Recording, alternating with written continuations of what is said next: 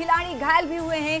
4 जख्मी खिलाड़ियों को जीएमसी हंदवाड़ा में भर्ती करा दिया गया है। तो इस वक्त की बेहद अहम खबर, बड़ी खबर आपको बता रहे हैं, हंदवाड़ा से आ रही है, जहां पर क्रिकेट ग्राउंड में एक धमाका हुआ और इस धमाके में 4 खिलाड़ियों के जख्मी होने की खबर है। आपसे कुछ ही देर में टीवी स्क्रीन पर तस्वीरें आपको दिखाएंगे। धमाके में 4 खिलाड़ी जख्मी हुए हैं, जिन्हें अस्पताल में भर्ती करा दिया गया है। तो इस वक्त की बेहद अहम खबर, हंदवाड़ा में क्रिकेट ग्राउंड में ब्लास्ट हुआ है। ब्लास्ट के बाद 4 क्रिकेट खिलाड़ी जो थे वो जख्मी हुए हैं। ये ब्लास्ट कैसे हुआ और कितनी शिद्दत इस ब्लास्ट की थी, धमाके की शिद्दत किस तरह की थी, जानने की कोशिश करेंगे। हमारे साथ आपसे कुछ ही देर में हमारे संवाददाता जुड़ेंगे, नुमाइंदे जुड़ेंगे, याहिया सुल्तान, उनसे हम जानने की कोशिश करेंगे कि उस वक्त हालात क्या थे और अभी हालात क्या बने हुए हैं। ये 2 तस्वीरें आपको दिखा रहे हैं। क्रिकेट ग्राउंड में जो ब्लास्ट हुआ था, ब्लास्ट होने के बाद पूरी टीम जो है वहां पर पहुंच चुकी है, ये देखिए मुशाहिदा किया जा रहा है। और दूसरी तस्वीर में जो 4 खिलाड़ी जख्मी हुए हैं, उन्हें अस्पताल में भर्ती कराने के लिए एम्बुलेंस उस वक्त रवाना हुई थी और अब चारों खिलाड़ी अस्पताल में जेरे इलाज हैं। तो हंदवाड़ा में जिस क्रिकेट ग्राउंड में धमाका हुआ, उस क्रिकेट ग्राउंड का मुशाहिदा इस वक्त मुताल्लिका एजेंसी करती हुई दिखाई दे रही है। इस वक्त क्या कुछ हालात बने हुए हैं और जब ये धमाका हुआ उस वक्त का वक्त क्या था और धमाके की शिद्दत क्या रही, कितने खिलाड़ी उस वक्त वहां पर मौजूद थे, कि आसपास और लोग मौजूद थे, कैसे ये धमाका हुआ। याहिया सुल्तान हमारे साथ, हमारे नुमाइंदे जुड़ रहे हैं, उनसे जानेंगे पूरी तफसील। याहिया, कितने बजे की बात है बताइएगा और शिद्दत धमाके की किस तरह की थी और अभी क्या कुछ हालात हैं। साथ ही 4 जो जख्मी खिलाड़ी हैं उनके हालात के हवाले से क्या कुछ जानकारी मिल रही है? उनके हालात के हवाले से क्या कुछ जानकारी मिल रही है? तो बताता चलूं कि आज अभी भी यानी कि हंदवाड़ा के खेल मैदान में एक जोरदार धमाका हुआ, जिसके नतीजे में 4 बच्चे जो हैं वो जख्मी हो गए और जख्मियों को फौरी तौर पर जीएमसी हंदवाड़ा मुंतकिल किया गया, जहां पर उनका इलाज मुआवजा जारी है। लेकिन सना, ये बात यहां पर काबिल जिक्र है कि डिस्ट्रिक्ट पुलिस लाइन्स हंदवाड़ा के नजदीक इस तरह का जोरदार धमाका होना, ये सिक्योरिटी एजेंसीज के लिए एक बड़ा सवाल खड़ा हो जाता है। क्योंकि एक तरफ इस तरह का धमाका और 4 बच्चे जो है वो जख्मी हो गए हैं। खेल मैदान में लगातार बच्चे इसमें खेलते थे और आज अचानक जो है वहां पर इस तरह का धमाका होना, ये एक बड़ा सवाल खड़ा होता है। क्योंकि दूसरी तरफ कल यानी कि वजीर आला उमर अब्दुल्ला को पूरी काबीना लेकर हंदवाड़ा में एक बड़े इज्तिमा से खिताब करना है, तो दूसरी तरफ से इसी police lines, district police lines के नजदीक इस तरह का धमाका होना, ये एक सवाल भी है। लेकिन इस वक्त तमाम सिक्योरिटी एजेंसियां जो हैं वो इलाके में पहुंच गई हैं और उस खेल मैदान का मुशाहिदा किया जा रहा है कि आखिर धमाका कैसे हुआ, ये मवाद वहां पर कैसे पहुंचा, ये शल वहां पर कैसे पहुंचा और इस तरह का जोरदार धमाका कैसे हुआ, इसके पीछे क्या चीजें हैं, इन चीजों को खंगालने की जो है इस वक्त बड़े पैमाने पर कोशिशें की जा रही हैं। और पूरी सिक्योरिटी एजेंसियां जो है इस वक्त, पुलिस और दीगर एजेंसियां जो है वो तहकीकाती एजेंसियां वहां पर पहुंच चुकी हैं और इन चीजों को खंगालने की कोशिश की जा रही है। क्योंकि डिस्ट्रिक्ट पुलिस लाइन्स के साथ ही खेल मैदान है और वहां पर इस तरह का धमाका होना जो है, जो मैं पहले भी कह रहा हूं कि सिक्योरिटी एजेंसी के को चौंकाने देने वाला मसला है। क्योंकि दूसरी तरफ कल ही वजीर आला को भी वहां पर आना था, तो लेकिन इस वक्त इसमें राहत की बात यह है कि फिलहाल जो नजदीकी अस्पताल है जीएमसी, वहां पर 4 जो है वहां पर जख्मी हुए हैं, उन्हें वहां पर इलाज मुआवजा के लिए रखा गया है और डॉक्टरों का कहना है कि इस वक्त इलाज जारी है। लेकिन अभी यही नहीं कहा जा सकता कि क्या 4 खतरे से बाहर हैं, अंदर जाने की अभी इजाजत नहीं है। लेकिन यहाँ पर लोगों की एक बड़ी भीड़ जो है वो जमा हो चुकी है और उनके वालिदैन वगैरह जो है वो आ चुके हैं और कोशिश ये की जा रही है कि पुलिस भी आ चुकी है, सिविल इंतजामिया के लोग आ चुके हैं और कोशिश ये की जा रही है कि पहले प्रायोरिटी में जो है बच्चे हैं उनको बचाया जाए, उन्हें माकूल इलाज मिल जाए। और लेकिन दूसरी तरफ जो है सिक्योरिटी एजेंसियां जो है वो इलाके में पहुंच चुकी हैं, उस खेल मैदान में पहुंच चुकी हैं। हंदवाड़ा के अस्पताल के बाहर है, जहां पर बच्चों को भर्ती कराया गया है इस अस्पताल में इलाज मुआवजा के लिए। और इनकी उम्र क्या थी, इस हवाले से कोई जानकारी मिल पाई और कितने बच्चे थे जब ब्लास्ट हुआ था, धमाका हुआ था उस वक्त मैदान में? मैं आपको बताता चलूं कि इस वक्त हम अस्पताल के नजदीक है। लेकिन एक बात यहाँ पर यह है कि जो 4 बच्चे, ये कहने के 15 साल से नीचे इनकी उम्र है। क्योंकि लगातार 4 बजे के बाद जो है लगातार स्कूली बच्चे या आमतौर जो खेलते हैं क्रिकेट, शायकीन, वो वहां पर पहुंचते हैं और शायकीन की एक बड़ी तादाद भी बताया जा रहा है कि वहां पर उस वक्त मौजूद थी जिस वक्त ये धमाका हुआ। लेकिन इस वक्त हम ये कह रहे हैं कि 4 बच्चे जो है वो अंदर दाखिल है, उनका इलाज जारी है। लेकिन बताया भी ये जा रहा है कि 15 से करीब 15 जो है 15 की उम्र की है, 15 साल की उम्र के जो बच्चे हैं वो आसपास की उम्र बताई जा रही है। बने रहिए हमारे साथ, आगे भी जुड़ते रहेंगे और इस हवाले से तफसीलात आपसे लेते रहेंगे। और इस वक्त जो मौजूदा जो हालात हैं, इस वक्त की जो ताज़ा अपडेट है, याया ने बताया कि जो सिक्योरिटी एजेंसियां हैं वो ग्राउंड पर इस वक्त मुशाहिदा कर रही हैं कि आया यहाँ पर धमाका खेज मादा कैसे पहुंचा। और यहाँ पर क्योंकि कल ही हंदवाड़ा का दौरा करने वाले हैं कैबिनेट के साथ उमर अब्दुल्ला, तो ऐसे में क्या दौरे से मुताल्लिक इस धमाके को देखा जाए, उससे पहले दहशत फैलाने की कोशिश के तौर पे इसे देखा जाए, या फिर किसी और मकसद के तहत ये धमाका किया गया, किसके जरिए धमाका किया गया, तमाम तरह की जांच जारी। और दूसरी तरफ जो बच्चे खेल रहे थे, क्रिकेट खेल रहे थे, उनमें से 4 बच्चों के जख्मी होने के बाद उन्हें अस्पताल में भर्ती करा दिया गया। और ये अफरा तफरी की जो तस्वीर आप देख पा रहे हैं, ये जीएमसी हंदवाड़ा के अस्पताल के बाहर की तस्वीरें हैं, जहां 4 बच्चों को जख्मी 4 बच्चों को जो क्रिकेट खेल रहे थे उन्हें भर्ती कराया गया है। इनकी उम्रें 15 साल के करीब बताई जा रही हैं। अब आप उम्र के अंदाज से अंदाजा लगा सकते हैं, उम्र की 15 साल के आसपास ही ये बच्चे रहे होंगे जिन्हें भर्ती कराया गया है। तो यानी कि ये रोजाना के मुताबिक आज भी खेलने के लिए क्रिकेट ग्राउंड में गए थे और ये धमाका हो जाता है। धमाके के पीछे की वजूहात को तलाशा जा रहा है।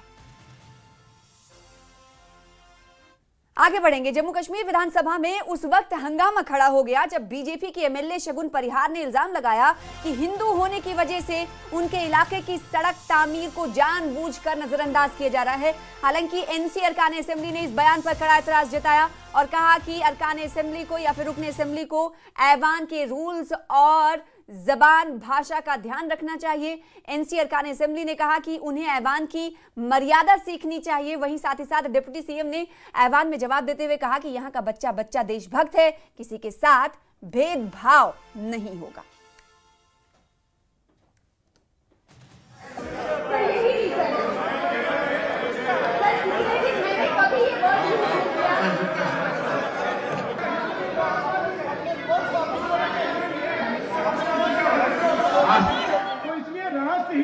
ताल्लुक है ये हम सब जो बैठे हैं, चाहे वो जम्मू सूबा है, चाहे वो कश्मीर सूबा है, हर सूबे के लोग राष्ट्र हित के लिए काम कर रहे हैं, इस तिरंगे को मजबूत करने के लिए काम कर रहे हैं, इस देश को मजबूत करने के लिए काम कर रहे हैं। तो अगर मैं ये सीनियर लोग जो बैठे हैं, इनसे रिक्वेस्ट करूंगा कि अगर उसने कोई बात कही है, कोई निकला है जो बाकी लोगों को ठेस पहुंचा रही है, उसको एक्सप्लेन करने में से कोई इतनी मुश्किल दिक्कत नहीं आती हमें।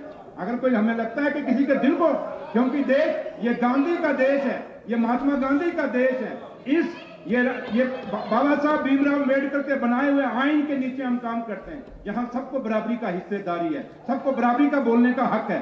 तो इसलिए सर, अगर कोई वर्ड उन्होंने ये कह रहे हैं अगर इसको दिल में चुभा है, उसको एक्सपेंड करने में मुझे नहीं लगता कोई ज्यादा दिक्कत है सर। तो इसलिए मैं चाहूंगा कि उसको एक्सपेंड किया जाए।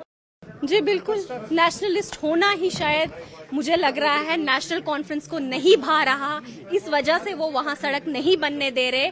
और आज भी उन्होंने यही मसले का डाइवर्जन किया कि नेशनलिस्ट होने की वजह से उन लोगों को सड़क नहीं मिल रही है। लेकिन मैं नेशनल कॉन्फ्रेंस के chief minister, deputy chief minister को ये बता दूं कि आपको किश्तवाड़ को डेवलपमेंट की पटरी पर लाना ही होगा, हमारे इलाकों में विकास की धारा को लागू करना ही होगा। आखिर कब तक आप कभी आतंकवाद के नाम पे, कभी अलगावाद के नाम पे और कभी राजनीतिक दुराग्रह के नाम पे किश्तवाड़ को भेंट चढ़ाते रहोगे?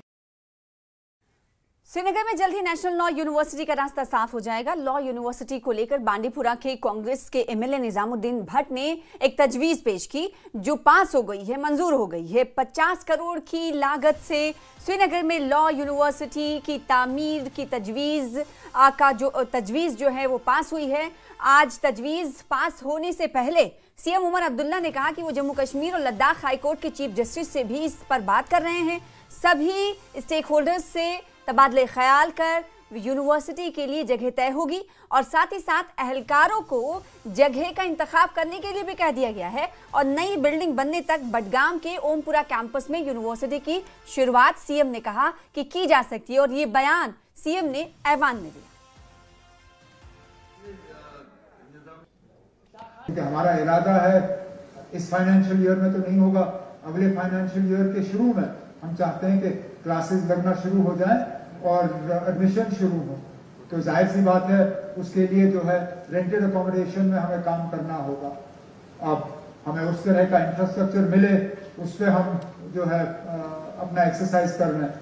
और मैंने अपने अफसरों से कहा कि पोटेंशियल साइट्स जो हैं उनको आइडेंटिफाई किया जाए। मेरे नज़र में जो मैंने इनके साथ शेयर किया है, और शायद आप भी जानते हैं, ओमपुरा बड़गाम में एक सॉफ्टवेयर टेक्नोलॉजी पार्क कायम किया जा रहा था, और वहाँ पे एयरफोर्स की हमें इजाज़त मिली नहीं, क्योंकि वहाँ पे वो डिश वगैरह लगाने पड़ते और उनके कम्युनिकेशन में उनको फर्क पड़ता। और वो बिल्डिंग शानदार एक कैंपस बना हुआ है, लेकिन उसका कोई इस्तेमाल नहीं है आज। मुमकिन है अगर और कोई हमें बेहतर जगह मिली नहीं तो मुमकिन है कि ओमपुरा बड़गाम के उस कैंपस में हम फिलहाल जो है सेंट्रल ये लॉ यूनिवर्सिटी जो है शुरू करें। उसके बाद परमानेंट कैंपस जो है वो हम एस्टैब्लिश करना शुरू कर लेंगे। तो इस ऐलान के ऐवान में साथ ही उसके बाद हमने देखा कि बीजेपी ने इस मुद्दे पर नेशनल कॉन्फ्रेंस को सीएम उमर अब्दुल्ला को घेरा नहीं, सवाल खड़ा किया, और सवाल ही नहीं, शिकायत भी दर्ज कराई। उमर अब्दुल्ला की अब बढ़ सकती उस शिकायत से मुश्किलें, क्योंकि सीएम उमर के खिलाफ इलेक्शन कमीशन में बीजेपी ने शिकायत दर्ज करा दी है। बडगाम से बीजेपी उम्मीदवार ने शिकायत दर्ज कराई है, और बडगाम से शिकायत दर्ज कराने वाले बीजेपी उम्मीदवार का नाम है आगा सैयद मोहसिन। इन्होंने जो शिकायत दर्ज करवाई है उसकी कॉपी हम आपको टीवी स्क्रीन पर दिखा रहे हैं। इस में लिखा गया है शिकायत में कि सीएम उमर अब्दुल्ला ने मॉडल कोड ऑफ कंडक्ट की खिलाफ वर्जी की है, यानी इंतखाबी ज़ाब्ते इखलाक की खिलाफ वर्जी की है।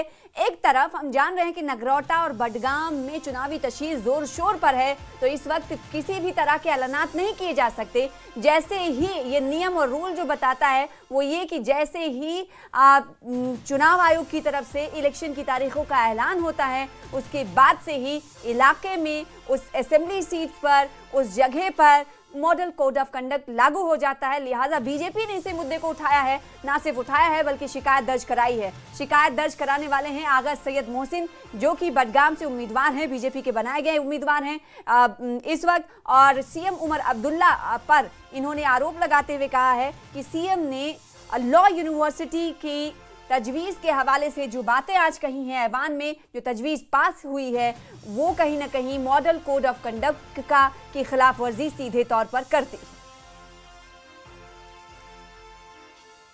नेशनल कॉन्फ्रेंस को पता है कि उसकी बौखलाहट है, और उसको पता है बडगाम में हार चुके हैं, इसीलिए उसकी इस वक्त उसकी बौखलाहट आई। क्योंकि मैं जब गली गली में जा रहा हूँ, हर गांव में जा रहे हैं, नेशनल कॉन्फ्रेंस के खिलाफ है। इस वक्त लोग बदलाव चाहते हैं, लोग बोलते हैं हम आज बीजेपी को वोट देंगे क्योंकि हमें नेशनल कॉन्फ्रेंस से तंग आ चुके हैं, इसीलिए वो आज मॉडल कोड को वायलेशन कर रहे हैं। मैंने कंप्लेंट दर्ज किया इलेक्शन कमिश्नर ऑफ इंडिया को और इलेक्शन कमिश्नर ऑफ स्टेट को, मैंने वो कंप्लेंट लिख कर दिया। क्योंकि उसने जो असेंबली में ऐलान किया कि नेशनल यूनिवर्सिटी में आर्जी तौर पर क्लासेस वहाँ शुरू होंगे, ये उसकी बौखलाहट, उसको पता है। हम यहाँ बडगाम जो इस वक्त बाई इलेक्शन चल रहे हैं, उसको पता है हमें बौखलाहट है, हम वहाँ से हार चुके हैं, इसीलिए वो नया प्रोजेक्ट वो खाली वो ज़बानी कुछ भी बता सकते।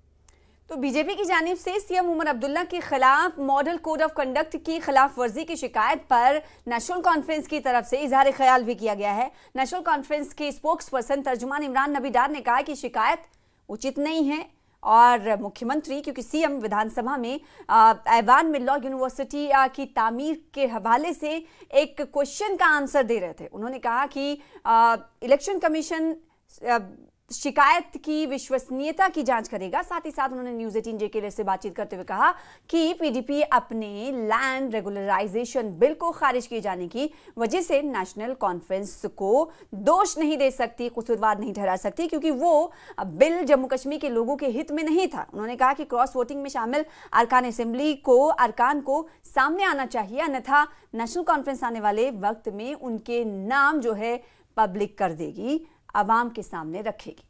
चीफ मिनिस्टर उमर अब्दुल्ला के खिलाफ ECI में शिकायत दर्ज की है, और उनका इल्जाम है कि मॉडल कोड ऑफ कंडक्ट जो है वो वायलेट किया गया है। जो उन्होंने लॉ यूनिवर्सिटी का जिक्र किया है और एडहॉक क्लासेस जो है बडगाम से चलाने की बात है, उस पर टेम्परेरी वर्ड है, कोई परमानेंट कैंपस तो वहाँ पे एस्टैब्लिशमेंट की बात हुई नहीं है, क्योंकि बहुत सारे इश्यूज होते हैं गवर्नमेंट को देखने के लिए, और एक एकेडमिक ईयर भी होता है जिसको बचाना पड़ता है, और उसी ज़िम्मन में चीफ मिनिस्टर उमर साहब ने ये बात कही होगी। मैं आपके ज़रिए से लोगों को बताना चाहता हूँ कि ये एक आज नैरेटिव जो नेशनल कॉन्फ्रेंस के खिलाफ बनाने की कोशिश की जा रही है। ये उन ताकतों का काम है जो ताकतें चाहती नहीं है जम्मू कश्मीर में खुशहाली आए, जो चाहती नहीं है जम्मू कश्मीर में डेवलपमेंट आए। बाकी इसका जवाब देना होगा, वो लीगली हमारी तंजीम और हमारी हुकूमत इनको अपना जो रिस्पांस देना होगा वो हम दे देंगे। बट आपके लिए मैं बोलना चाहता हूं कि इसमें नो कोई ऐसा MCC वायलेशन नहीं हुआ है, बिकॉज ये टेम्परेरी वर्ड इसमें दर्ज है। फिलहाल इसी के साथ रुकेंगे जम्मू कश्मीर न्यूज में छोटे से ब्रेक के लिए। कुछ और खबरों के साथ जल्द लौटेंगे।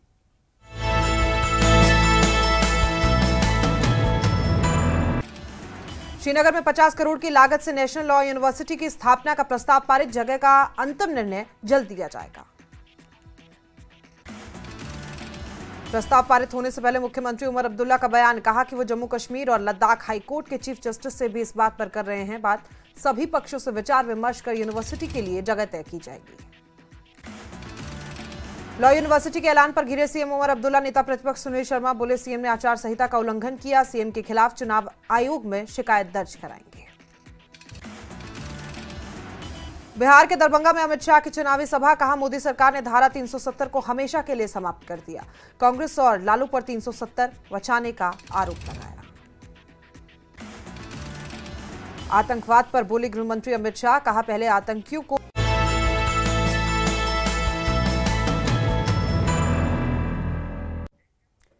विधानसभा में सीएम उमर अब्दुल्ला ने कॉन्स्टिट्यूएंसी डेवलपमेंट फंड को लेकर सदन को, ऐवान को जानकारी दी। उन्होंने बताया कि 2 महीने की जायजे के बाद हमने CDS फंड में कुछ बदलाव किए हैं, तब्दीलियां की हैं। अब CDF में MPLAD यानी सांसद स्थानीय क्षेत्र विकास योजना के दिशा निर्देश लागू होंगे, लेकिन कुछ प्रोविजंस में छूट दी गई है।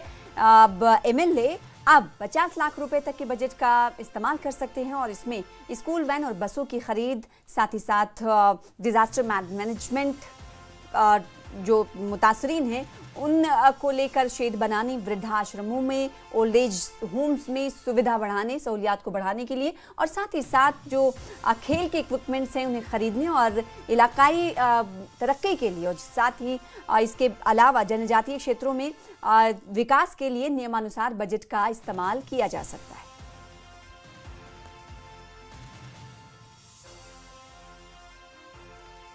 जम्मू कश्मीर के असेंबली में आज सेहत और तालीम की वजीर सकीना इत्तू ने नशा मुक्ति बिल को लेकर इजहार ख्याल किया। उन्होंने कहा कि हमारे एक रुकन ने ये बिल पेश किया, हमारी सरकार ने वादा किया है कि वो इस बिल को पेश करेंगी, और ये ज़रूरी है कि नशा एक समस्या है, परेशानी है, मसला है जो हमारी पीढ़ी को तबाह करता हुआ दिखाई दे रहा है। ड्रग डी एडिक्शन के लिए बिल आया था हमारे मेंबर ने, तो क्योंकि आप जानते हैं कि ड्रग एडिक्शन जो है वो एक ऐसी वबा है जो हमारी जनरेशनों को तबाह कर रही है।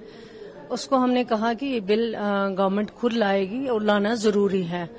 उसके बाद आप लैंड बिल की बात करते हैं, बाकी जो बिल है लैंड बिल का मतलब ये है कि हमने पहले ही कहा है चीफ मिनिस्टर साहब ने, जो गरीब लोग हैं अगर वो कहीं पर रह रहे हैं उनके लिए अगर कुछ करना पड़ेगा, जो BPL AAY में आते हैं वो ये सरकार जरूर करेगी, जो हमारे अपने जम्मू कश्मीर के लोग होंगे।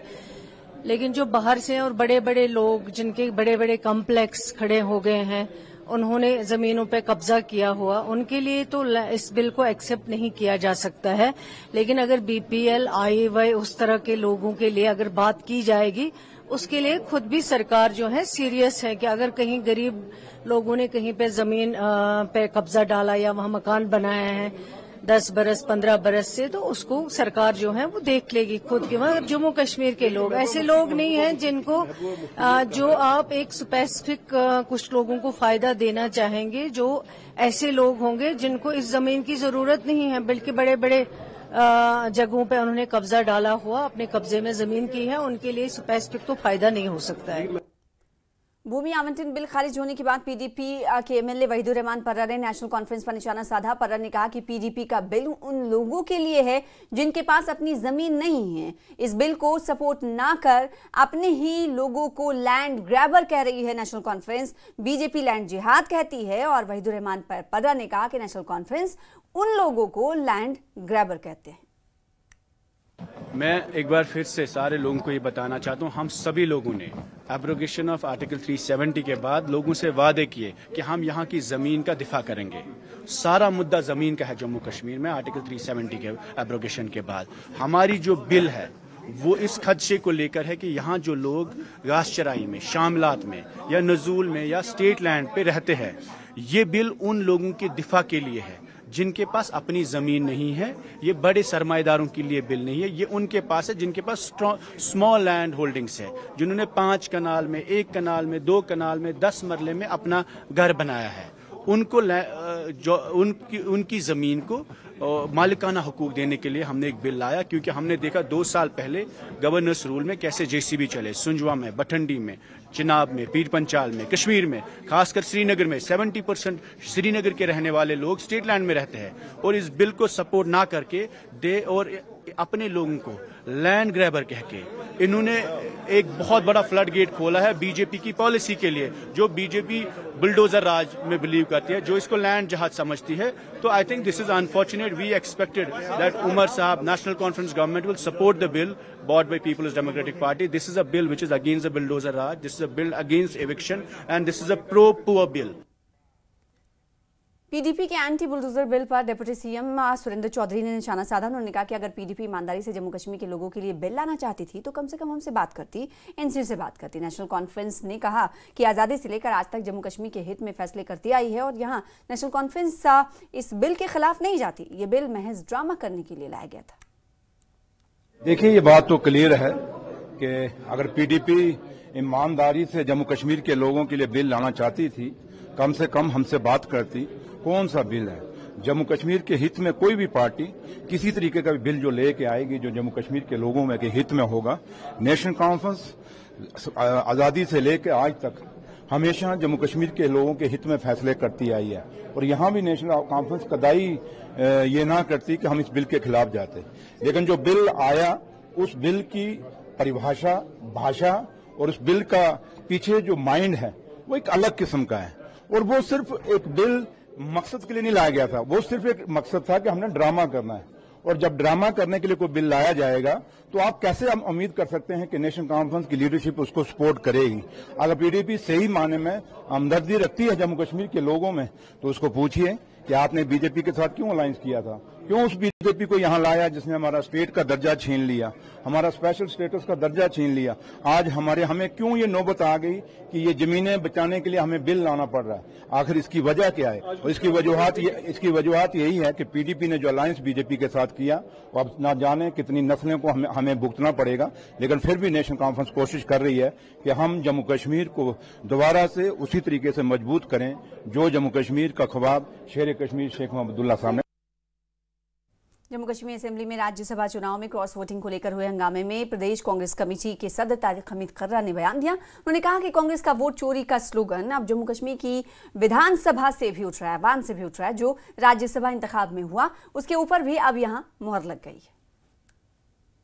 ऐसा लग रहा है कि why the peoples issues are not being allowed to be taken up, और इसके बैकग्राउंड में क्या है, मैं खुद से कासिर हूं कहने में कि ऐसा क्यों हो रहा है। वेल, अपनी अपनी ओपिनियन है, may be it must be his personal opinion, but जहां तक हमारे मेंबर्स को अकोमोडेट करने का ताल्लुक है, उसमें तो एक मेंबर ने अच्छी खासी रिजेंटमेंट भी दिखाई। Very obnoxious is happening this time, जिसमें पब्लिक इश्यूज होने के बावजूद भी उसमें कुछ ऐसी हरकतें, ऐसी कार्रवाइयां हो रही हैं कि वो बैक बर्नर पे चली जाते हैं पब्लिक इश्यूज। वोट चोरी का स्लोगन तो उसके ऑथर्स हम ही हैं, और आप देख रहे हैं कि अब वो वोट चोरी का जो एक स्लोगन राहुल गांधी जी ने उठाया था वो जम्मू कश्मीर की असेंबली से भी उठ रहा है। और मेरे ख्याल में जो पीछे असेंबली में जो राज्यसभा की वोटिंग में हुआ, तो यहाँ पे भी उसके ऊपर मुहर साबित कर दी गई। विमेन एम्पावरमेंट और खेल भावना के उत्सव के रूप में जनरल बिपिन रावत मेमोरियल कश्मीर महिला प्रीमियर लीग यानी KWPL बारामुल्ला में शुरू हुई है। ये टूर्नामेंट 6 नवंबर तक चलने वाली है, जिसमें घाटी भर वैली भर की युवा महिला एथलीट एक साथ आएंगी और भारत के पहले चीफ ऑफ डिफेंस स्टाफ स्वर्गीय जनरल बिपिन रावत की स्मृति को समर्पित है। इस लीग का मकसद कश्मीरी महिलाओं को खेल और लीडरशिप में उत्कृष्टता हासिल करने के लिए प्रेरित करना है। इस आयोजन में कश्मीर के मुख्तलिफ जिलों से 8 पेशेवर दस्तों और मकामी स्कूलों और कॉलेजों का प्रतिनिधित्व करने वाली 8 शौकिया टीमों सहित 16 टीमें शामिल हैं, जो रोमांचक मैचों की श्रृंखला में प्रतिस्पर्धा करेंगी। भारतीय सेना, बारामूला क्रिकेट फोरम और बारामूला जिला प्रशासन की ओर से संयुक्त रूप से आयोजित ये टूर्नामेंट घाटी में शांति, प्रगति और सशक्तिकरण के लिए साझा प्रतिबद्धता को दर्शाता है। मैं इंडियन आर्मी की शुक्रगुजार करती हूँ जिन्होंने यहाँ पे जनरल बिपिन रावत स्टेडियम में ये टूर्नामेंट खोला है। मतलब मुझे यहाँ पे बहुत अच्छा फील हुआ कि मैं यहाँ पे आई और मैंने यहाँ पे पहला ही मैच खेला। तो यहाँ पे बहुत सारी टीमें भी आई हुई है, मुझे उनको देख के भी अच्छा लगा कि वो यहाँ पे आई और यहाँ पे वो मैच खेल रहे हैं। फिलहाल